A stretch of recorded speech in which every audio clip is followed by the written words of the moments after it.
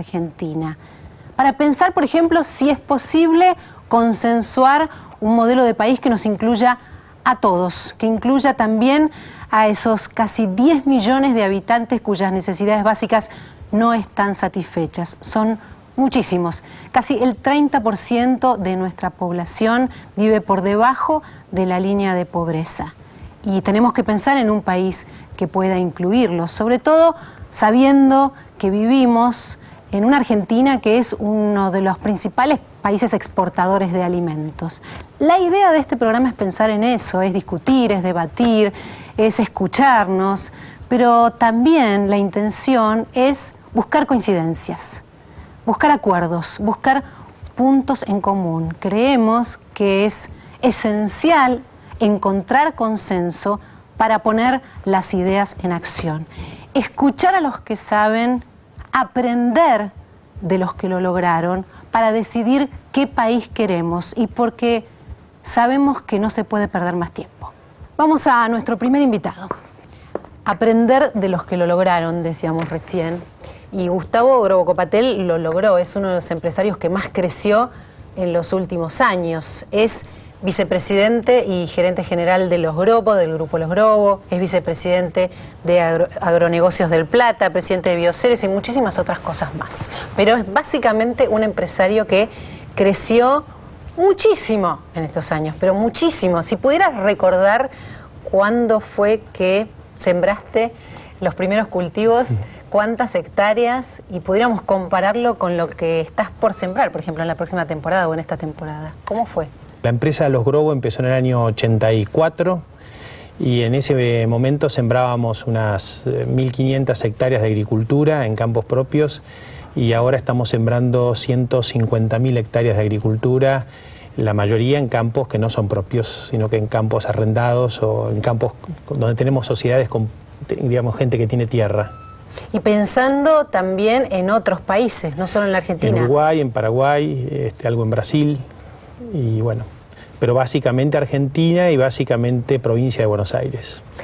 El sector creció, la situación internacional favoreció el crecimiento, sí, pero hay algo propio de capacidades, de estrategia, de dinamismo, sí, de adaptación. ¿Por qué creció Los Grobo? Por todo lo que dijiste, digamos, fundamentalmente adaptación al cambio. Este periodo de crecimiento fue duro, digamos, hubo momentos donde tuvimos muchas dudas, donde corrimos riesgos, donde enfrentamos desafíos, pero creo yo que lo básicamente es adaptarnos al cambio, es empezar a ver la globalización como una oportunidad, empezar a ver la incorporación de tecnología, apostar a largo plazo, mediano plazo, confiar en la gente, armar equipos y empezar a copiar lo que se hace bien en el mundo y adaptarlo a nuestro negocio. Y te diría, bueno, que yo siempre digo que el objetivo de nuestra empresa no es ganar dinero. El ganar dinero es la consecuencia. El objetivo de nuestra empresa por ahí es educar. Educarnos nosotros, educar a la gente que trabaja con nosotros, los clientes, los proveedores, la sociedad.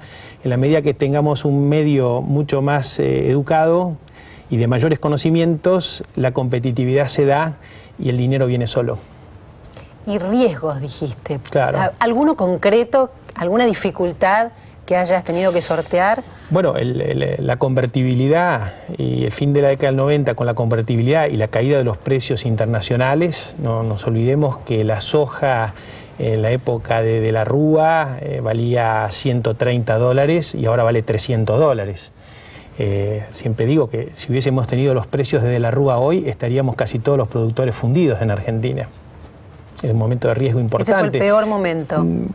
Pero también el inicio de la convertibilidad, cuando se fijaron los costos argentinos, hablo de costos de salario, servicios, tasas de intereses muy altas, una estructuras chicas con costos fijos altos, realmente consumían la mayoría de los recursos y nuestro desafío en ese momento fue crecer en escala justamente para reducir los costos fijos. Bueno, hoy también tenemos nuevos desafíos, es decir, hoy no es todo un lecho de rosas, ¿no? Es decir, hay una rentabilidad que se va cayendo, hay nuevos desafíos, estamos pensando en el futuro de nuestra empresa, en el futuro de la Argentina, creo yo que es la mejor forma de ser sustentable es adaptarse al cambio y trabajar en medio de la turbulencia, ¿no? ¿Por qué hay quienes hacen la plancha ahora? Sí, claro. Es mucho más cómodo, hay mucho miedo, ¿no?, en todas las personas.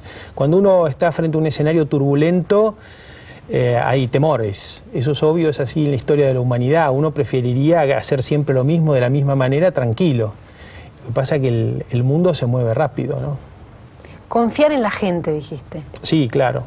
Sí, la confianza es clave, no solamente en la gente que, digamos, que te rodea, sino en toda una red de productores, de clientes, de proveedores, en la sociedad. La confianza es la enzima clave en cualquier proceso de construcción de competitividad. ¿Y cómo es eso de que ganar dinero es una consecuencia y no la causa? Claro, porque si yo quisiera ganar dinero habría actividades muy rentables por ahí, pero no sustentables en el tiempo, ¿no? Yo creo que, digamos, en las empresas que tienen visión, que tienen una estrategia, que entienden lo que pasa en el mundo, toman decisiones que no necesariamente en el corto plazo implican ganar dinero. Digamos, implican riesgos, implica visiones, implica tener claro hacia dónde uno va. Y bueno, y después con el tiempo, si uno tomó las decisiones acertadas, el dinero empieza a venir. Según tu punto de vista, si tuvieras que enumerar sintéticamente cuáles son las dificultades que hay hoy para que haya un crecimiento sostenido de la Argentina, ¿cuáles son? Bueno, yo creo que, digamos, la búsqueda de la excelencia, de la competitividad, de la mejor calidad de vida, en fin, de todas las cosas que uno aspira, es un desafío constante y que va cambiando, ¿no?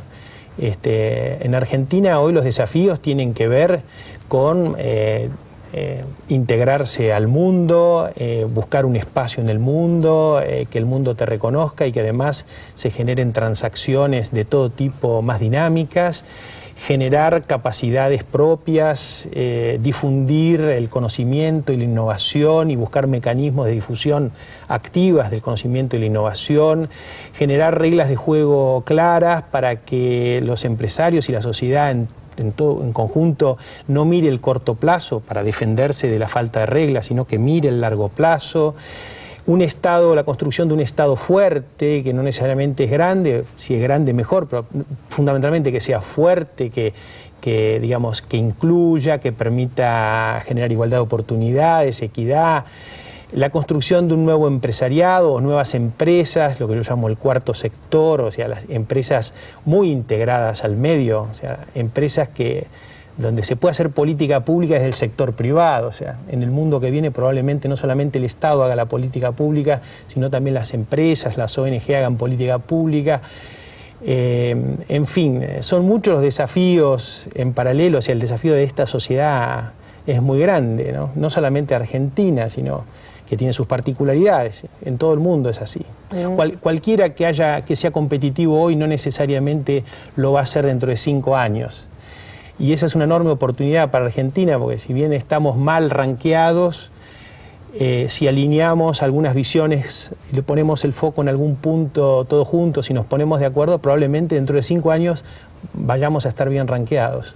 Supongo que un productor agropecuario, sobre todo en esta magnitud, tiene que pensar en las medidas para el cuidado de los suelos, ¿no? Hoy tengo un gran entusiasmo porque por primera vez en la historia, probablemente de la humanidad, estamos en condiciones de decir que nuestros hijos van a recibir mejores suelos que los que nos entregaron nuestros padres. Ahora, y eso no es muy conocido en la sociedad. No, eso no es muy conocido, ¿no? Es cierto, sí. Es cierto. No había información, sí. Y ahora todos tienen la información, pero hay otros productores que no la tienen o que no la usan o que no Bueno, sí, hay un la 30% de productores que no hacen siembra directa, hay probablemente en zonas más lábiles como el noreste y noroeste desmontes desmedidos.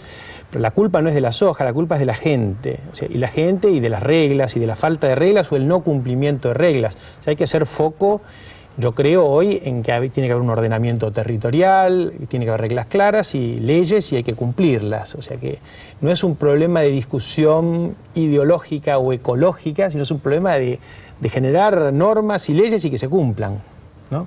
Y eso es lo que no hacemos, la pasamos discutiendo, debatiendo, señalando a los culpables e inocentes, pero no hacemos nada al respecto, ¿no?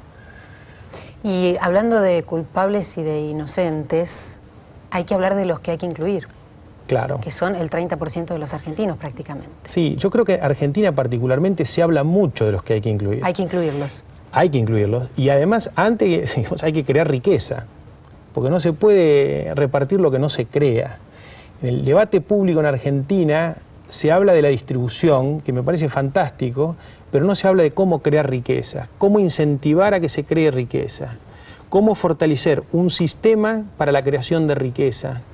Y que esa creación de riqueza, por supuesto, con la presencia de ese Estado fuerte, después puede ser distribuida equitativamente para justamente buscar el equilibrio entre el incentivo a la creación de riqueza y la redistribución para que la sociedad toda, esté en este proceso de desarrollo, ¿no? Muchas gracias, No, por gracias haber a vos. estado. En el próximo bloque vamos a hablar y a discutir y a debatir y a buscar consensos justamente sobre este tema, cómo crecer, cómo hacemos para que el crecimiento sea sostenido en la Argentina con 3 grandes referentes, 3 grandes especialistas. Después de la pausa.